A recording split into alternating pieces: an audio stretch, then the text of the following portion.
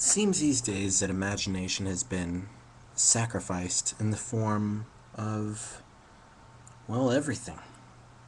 It's been sacrificed for what we call art ever since the classical times. The Greeks used their art to portray a sense of individualism. And what I mean by that are individual feelings such as anger, happiness, joy, sadness, despair, distraughtness, as if that's a word. What I'm getting at is that ever since humanity's beginning, we've always tried to set aside certain things that we deemed worth remembering. Now, I make this seem rather complicated, but it's actually quite simple. When you get very happy after winning a baseball game or something, you feel happy, and you want to remember that event. Well, that's what I've come to talk about today. Sorry about that throat acting up. What I talk about is your childhood. And if you're anywhere near my age, I'm 18 years old. I was born in 91. I grew up primarily with TV and video games, you know? The left hand was F-Zero and the right hand was Legend of Zelda. Super Nintendo and N64 were gods in my time. Super Smash Brothers was my Bible. Well, not exactly. I never owned it, but I played it often enough to be considered mass or service. But how that relates to feelings is mainly through how we take in all this external culture, such as video games, and that comes in through our use of it, our consumption, our use as consumers, our role, what we play. And what that means, I never really took the time to think it out, but what that means is that we use up our own culture. Now, that is sort of counterintuitive, as what we express, such as video games, is an expression of our culture. But what I'm getting at is that our individuality, our imagination, which is really the whole idea of this video, our imagination is the real sacrificial lamb. That's the real sacrament, because it's being sacrificed, I say that 3 times, in favor of popular and accepted art. And yes, video games, in a way, are accepted forms of art. They are art born from artists. You know, all your favorite game directors, Hideo Kojima, Keiji Inafune, Shigeru Miyamoto, you know, all these guys. All the big companies, corporate, you know, megalomaniacs, all these guys in it for the bucks, all these guys in it for the games. You know, but it's not yours.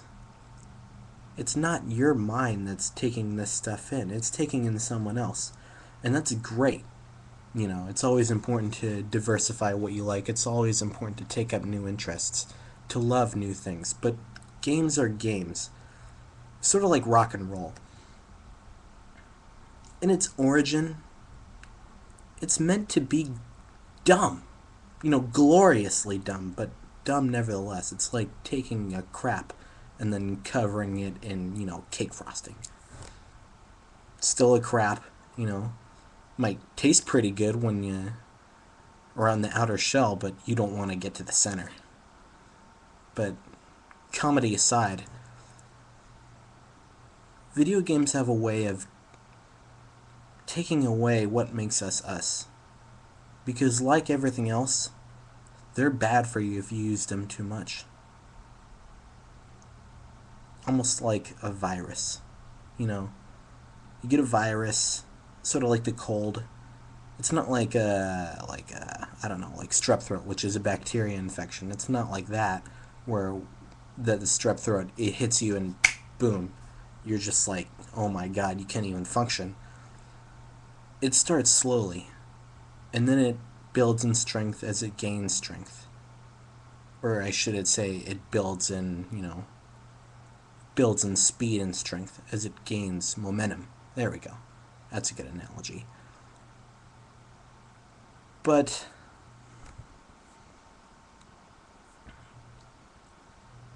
Games are a reflection of just what we're running from. Because games are gloriously dumb.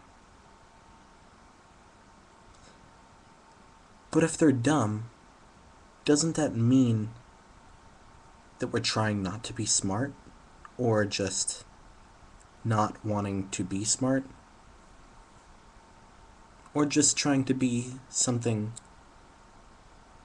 or just trying to be dumb instead of, just something else. It's not wanting to be something, other than dumb, even if you don't want to be dumb. Because, like it or not, video games are utterly and gloriously dumb. They are culture. They are not like, you're not advancing technology unless you're like a developer or something. But I know things overlap. You can take, you can be a game developer and call that art. You can design a new console that'll be used for consumption, and you will call that science. But the chief principle of what you're using it for is very, very, very, childish and trivial. Trivial in nature. All your games, your Donkey Kongs, your Marios, your Halos, this stupid bullshit, But that's what I get into. It's all what you make of it. Games are here as a supplement to help you create. But don't make them your creator. Man, I just blew my own mind.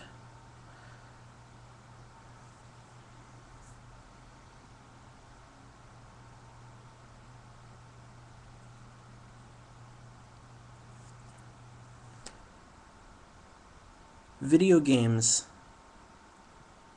are there to take you to places that you knew you could go but couldn't think of. Think of Mega Man. When it first came out, it was 87. I wasn't alive at that point. My brother was. He got it in 89, I believe. The first one, not the second one. Everybody loves the second one, but he got the first one. He loved it. Guess which level he loved? He loved the ice level.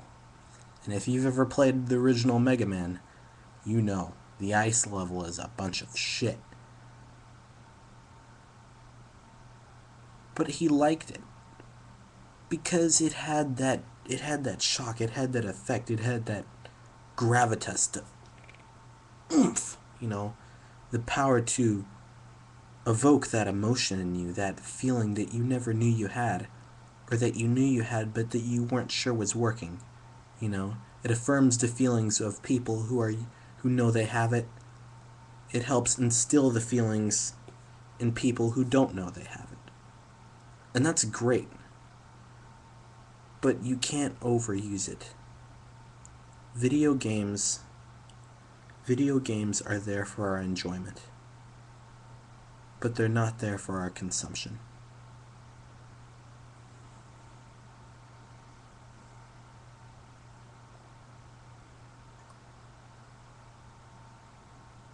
Don't let your culture pass you by. My childhood is gone. And I'll never get it back, and that's one of the things that I have to deal with. I think of it as sad, and sometimes I think I'm deluding myself and making excuses. But I know whenever I get bored and sad, I can look on here and I'll be happy again. And in that way, I'm consuming, and I am a consumer. And I could be considered, wasting time. Or maybe not wasting time, but, using time not as well as I could. But the main distinction I'm getting here is that there needs to be a balance. And that balance must be remembered. The game and life are all part of the bigger game.